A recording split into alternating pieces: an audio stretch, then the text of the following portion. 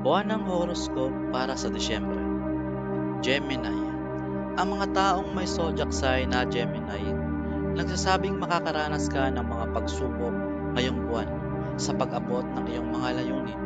Maaaring magdulot ito ng stress at pagkainis dahil sa mga hadlang.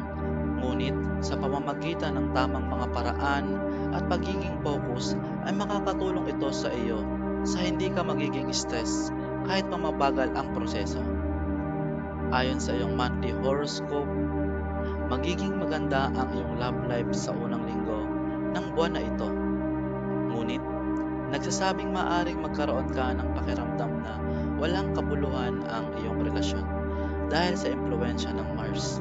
Ngunit, kung mananatiling tahimik at pasensyoso ka, magkakaroon ka ng pagkakataon na maunawaan ang pangunahing dahilan ng iyong problema at masolusyonan ito.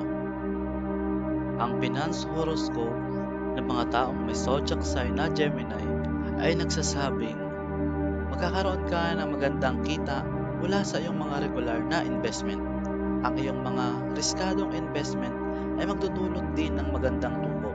Ito ang tamang panahon upang isagawa ang iyong mga plano para sa pag-expand ng negosyo. Ngunit, inirekomenda pa rin ang pagkonsulta sa isang astrologo at financial expert.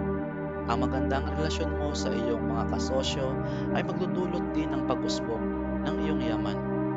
Ang career horoscope ay nagsasabing magkakaroon ng mga malalim na pagpapabuti sa iyong karir.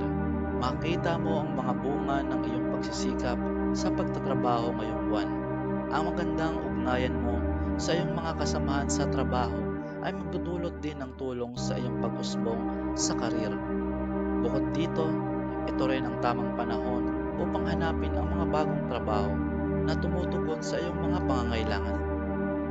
Ayon sa health horoscope ng mga taong may Gemini, ito ay isang magandang panahon upang subukan ang lahat ng iyong mga paboritong pisikal na aktibidad dahil makita mo ang mga pagpapabuti sa iyong pisikal na kalusugan. Magkakaroon ng mga minor na issue sa kalusugan na maaaring gamutin sa pamamagitan ng mga regular na treatment.